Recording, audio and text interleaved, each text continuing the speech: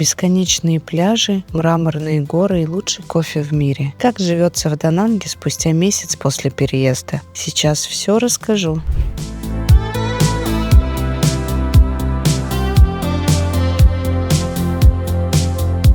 Всем привет, меня зовут Жанна, и я расскажу сегодня, как мы переехали во Вьетнам и почему мы выбрали именно Дананг. Мы переехали во Вьетнам около месяца назад. Изначально мы не знали, где мы хотим остановиться. Мы успели за это время пожить в 2 городах, проехаться по Вьетнаму на Слипбасе, посмотреть около 10 квартир и, наконец-то, выбрали место, где нам захотелось остаться. Сегодня расскажу, почему мы выбрали именно Дананг и как здесь живется. Во Вьетнам мы прилетели прямым рейсом в Ничанг и остановились на какое-то время там, чтобы почувствовать атмосферу, обстановку. Ничанг очень туристический город. Там много русских туристов, много русских вывесок, русских ресторанов. Атмосфера там довольно такая тусовочная. Нам атмосфера понравилась, но, опять же, она больше подходит для людей, которые едут в отпуск, которым хочется такого активного отдыха, вечеринок. Поэтому для нас там было немного шумно и захотелось более такой спокойной, размеренной жизни на постоянной основе. Мы решили двинуться дальше. Взяли билеты на Слипбас и отправились в Дананг.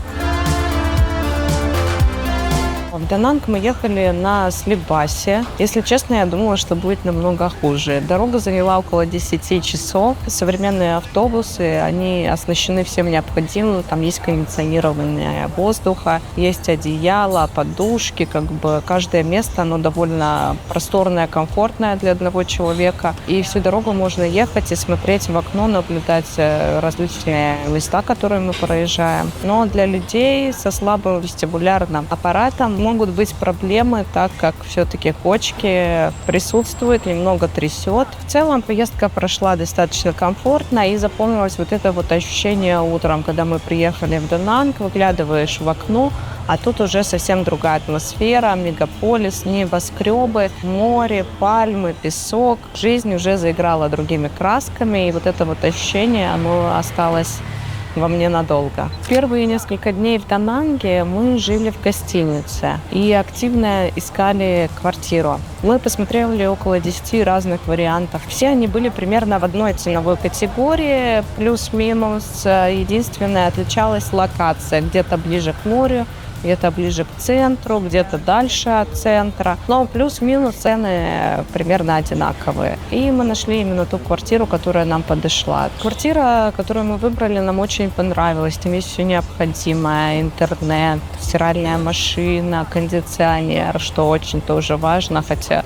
цены за электричество здесь, во Вьетнаме, это отдельная статья расходов. За аренду квартиры мы платим около $300, плюс где-то $50 у нас выходит за электричество и коммунальные услуги.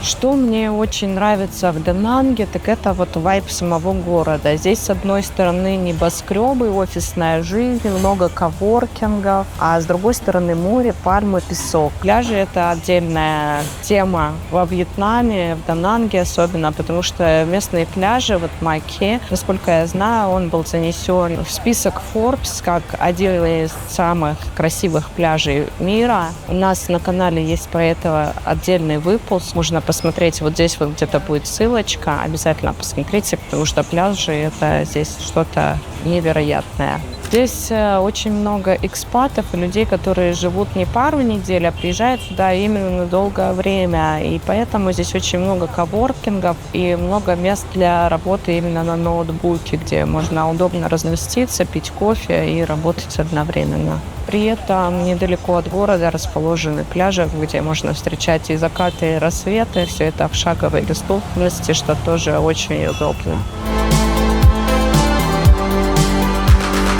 Плюсом здесь можно выделить это цены на тропические фрукты, потому что фрукты здесь реально стоят, иногда кажется даже дешевле воды. Здесь очень большой выбор. Здесь есть и маракуйя, манго, джекфрут, для любителей экзотики, дуриан, орангутан и разные-разные фрукты, их можно перечислять до бесконечности. Стоит это все очень дешево. Например, кокосы мы покупаем за 17 тысяч тонгов, это меньше $1, а килограмм марахуи стоит 28 тысяч, что тоже очень дешево. Для любителей тропических фруктов это просто рай. Нам еще очень повезло, что у нас в нашем доме находится аренда байков. Прям буквально заходишь в соседний подъезд, оформляешь договор и берешь байк. И тут ты уже полностью свободен в своем перемещении по городу. А байк во Вьетнаме – это практическая необходимость. Жизнь здесь держится именно на байках. По городу еще есть мобильные точки аренды байков, но, как правило, там гораздо дороже и иногда требуется залог. Также один из плюсов, могу сказать, что и домашний интернет, и мобильный интернет здесь просто работают на нереальных мощностях. Интернет просто летает, а это очень важно для тех, кто работает именно на удаленке. Вот с интернетом здесь проблем вообще никаких нет. Пока что Дананг оставляет у нас очень положительные впечатления. Это город, где одновременно можно жить в современном мегаполисе и в то же время проводить время на пляже под пальмой. Если честно, сейчас отсюда вообще не хочется уезжать. Если вам интересно, как живется во Вьетнаме, сколько здесь стоит аренда, байки, другие вещи, как здесь устроен быт, подписывайся на наш канал, потому что впереди еще много обзоров. Дальше будет еще больше видео про Дананг, про Вьетнам и про нашу жизнь здесь.